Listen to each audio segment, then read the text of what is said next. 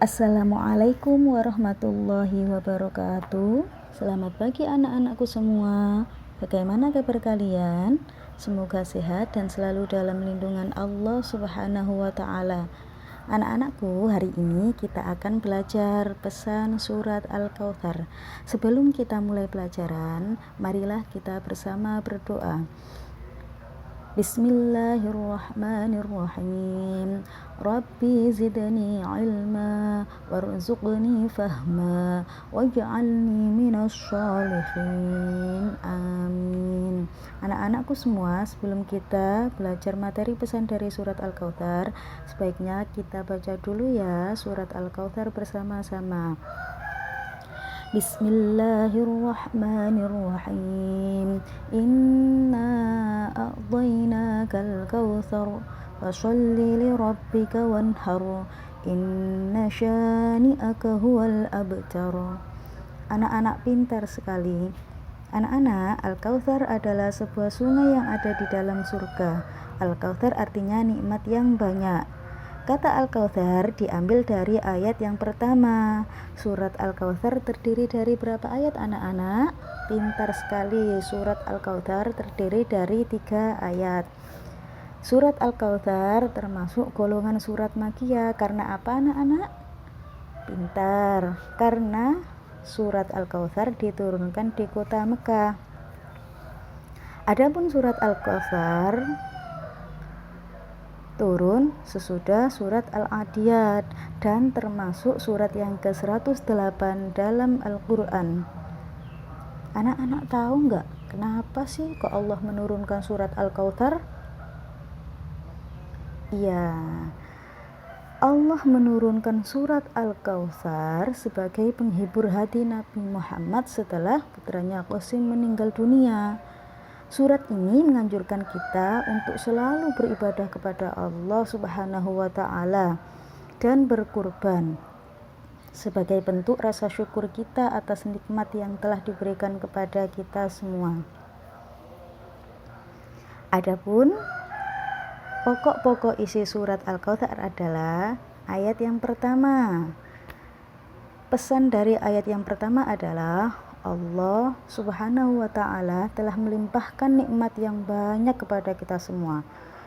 Kenikmatan yang Allah karuniakan kepada kita semua sangatlah banyak. Jumlahnya tidak dapat dihitung karena terlalu banyak.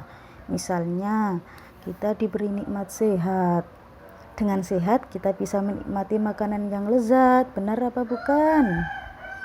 Bisa bermain, bisa bersilaturahim, bersekolah, dan lain sebagainya. Contoh berikutnya, manusia diberi mata untuk melihat keindahan ciptaan Allah. Dapat melihat sehingga tidak menabrak saat berjalan dan tidak tersesat. Apalagi contoh berikutnya, iya, manusia diberi 2 tangan dan 2 kaki sehingga dapat bekerja dan berjalan. Apalagi anak-anak contohnya?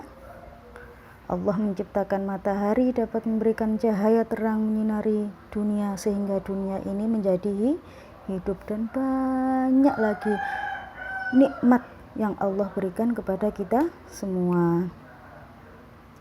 Pesan dari ayat yang kedua adalah perintah dari Allah agar kalian mendirikan sholat dan berkurban.